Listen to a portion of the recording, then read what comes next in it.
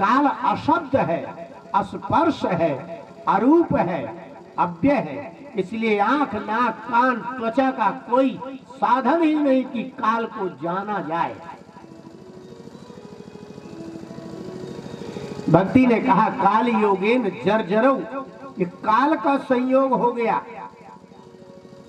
संसार में जब मनुष्य पैदा होते हैं, सृष्टि होती है, उसके अंतर्गत होने वाली प्रत्येक क्रिया नष्ट भी होती है।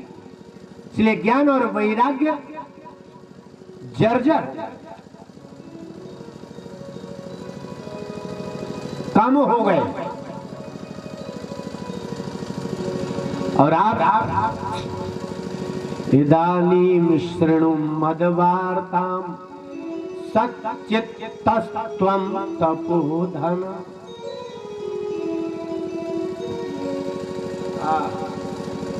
एक एक शब्द बड़ा विलक्षण है।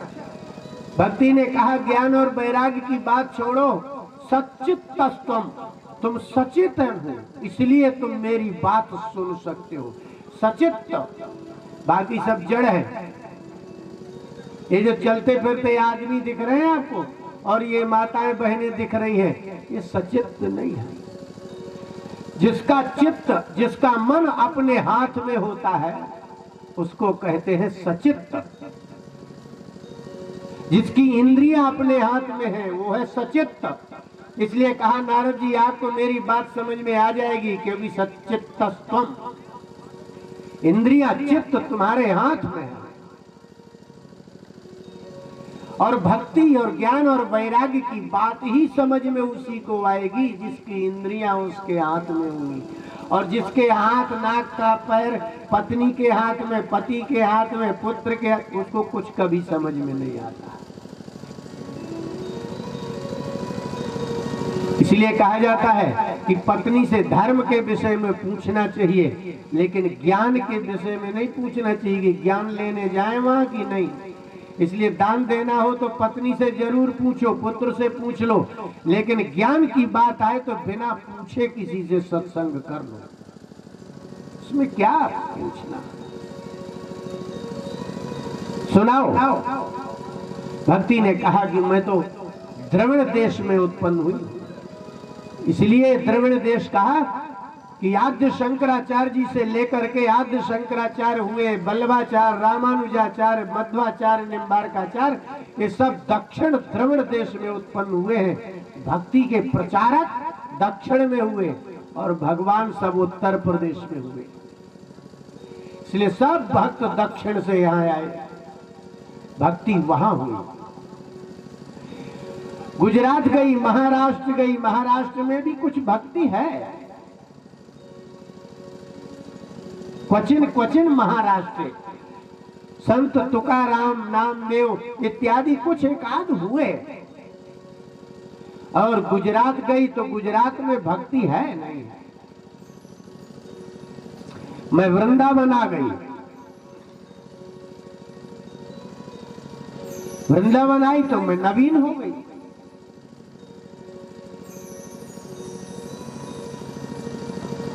लेकिन ज्ञान वैराग्य नहीं, और बिना ज्ञान की भक्ति, बिना श्रद्धा का भजन समझो।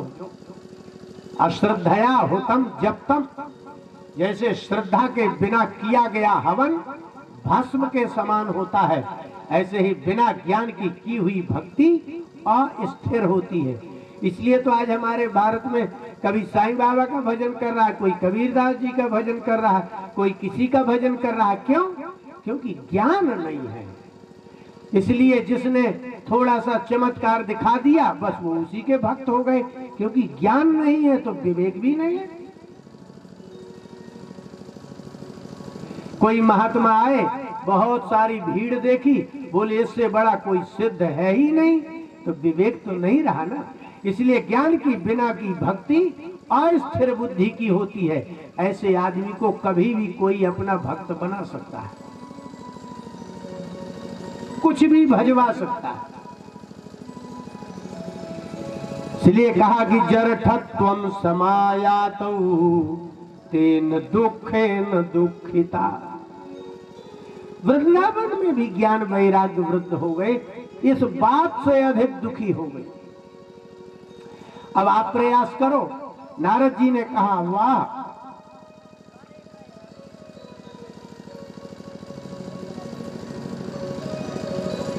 नारद जी ने कहा कि भक्ति आप दुखी है, आपके कारण तो सबके दुख समाप्त हो जाते हैं। संसार में कितने भी बड़े दुख हो, अगर भक्ति करता है मनुष्य तो उसके दुख दूर हो जाते हैं। लेकिन आप भी अगर दुखी हो तो अब कैसे दुख दूर होंगे? ना विषादस्त्वया कार्यो हरिः शन्ते करिष्यति। नारद जी ने कहा कि जहां भक्ति स्वयं दुखी हो जाती हो, दुख नाशक जहां दुखी हो जाता है, उसका दुख फिर भगवान ही दूर कर सकते हैं, संसार में कोई कर ही नहीं सकता। इसलिए हरि शन्ते करिष्यति, अब तो भगवान ही तुम्हारा भजन करेंगे, कल्याण करेंगे। भक्ति ने कहा वो तो करेंगे सो करेंगे, लेकिन आप तो कुछ करिए। आप कुछ नहीं कर सकते।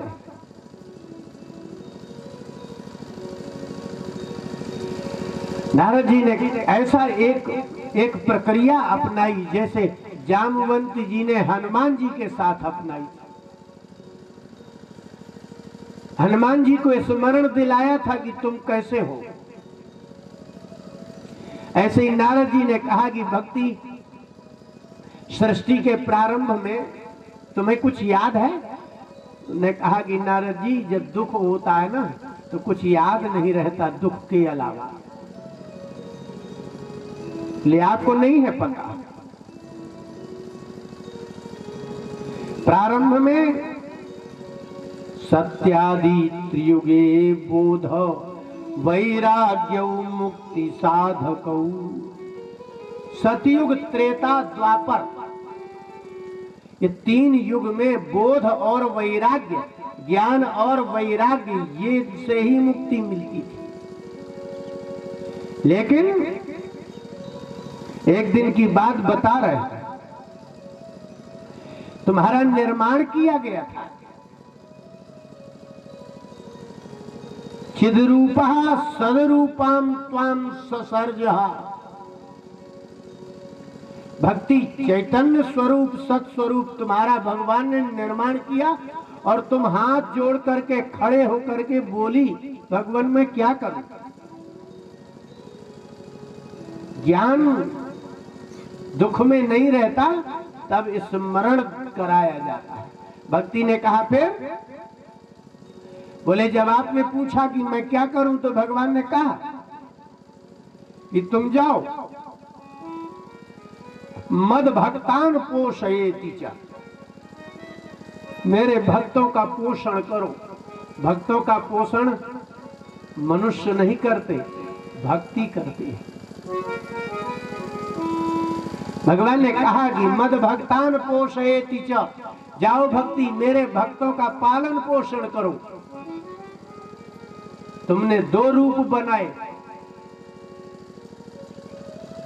आपने सुना होगा कि जानकी जी के दो रूप थे, एक मूल रूप था जो वह्नी में था, और एक छाया रूप था।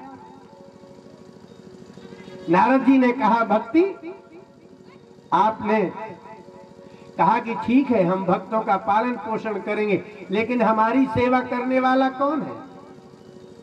मुक्तिम दासी ददौ तुभ्यम ज्ञान वैराग्य का विमौ। सेवा करने के लिए तुम्हें मुक्ति दी है।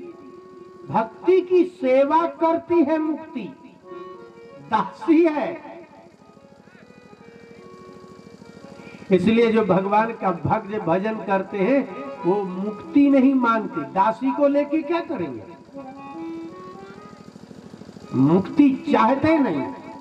तृतीय स्कंद में लिखा, भगवान कपिल देव ने देवहूति से कहा, दीयमानम न ग्रहणन्ति बिना मत सेवनम जनाः। मैं देता हूं मुक्ति। मेरे भक्त कहते हैं प्रभु कुछ और दे दो, अपनी दासी क्यों दे रहे हैं? और ये सेवा के लिए ज्ञान वैराग्य दिए हैं।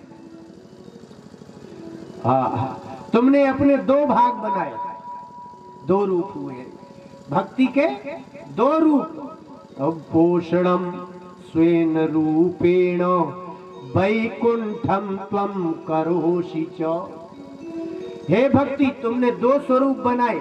जो मूल रूप था स्वेन रूपेण, भक्ति का जो मूल रूप है वो वैकुंठ में ही है, और जय विजय सनकादिक उनका पालन पोषण करती है।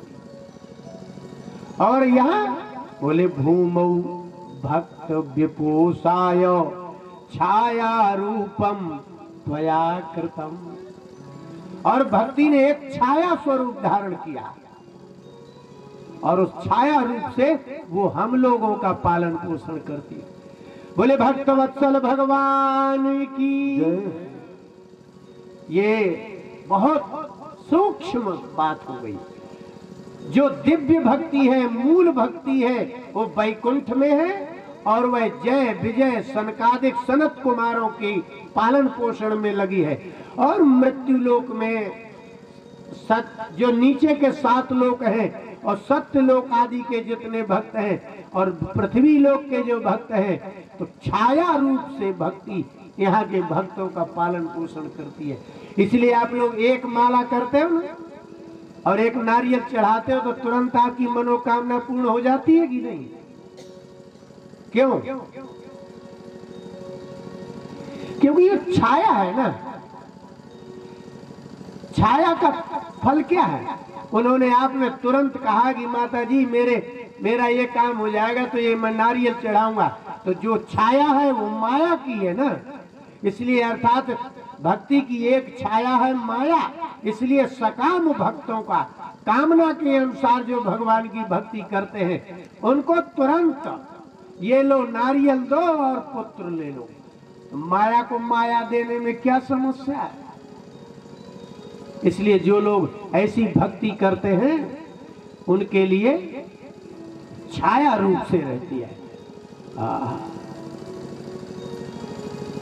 और तुम इस प्रकार से आई, लेकिन वास्तव में तुम्हारा उपयोग कलयुग में ही सही है। सतयुग त्रेता द्वापर में तो यज्ञ होते थे, बड़े बड़े ज्ञानी होते थे, ऋषि होते थे। वहां तुम्हारा क्या उपयोग? तुम्हारी कीमत तो कलयुग में ही हुई है। कलिना सदृशः कोपि युगो नास्ति वरानने।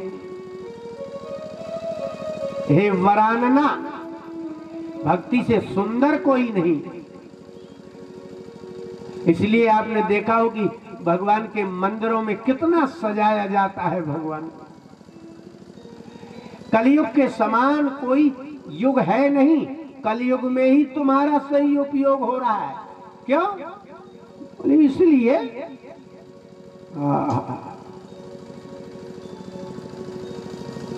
कलौ नास्तेव नास्तेव नास्तेव गतिरन्यथा।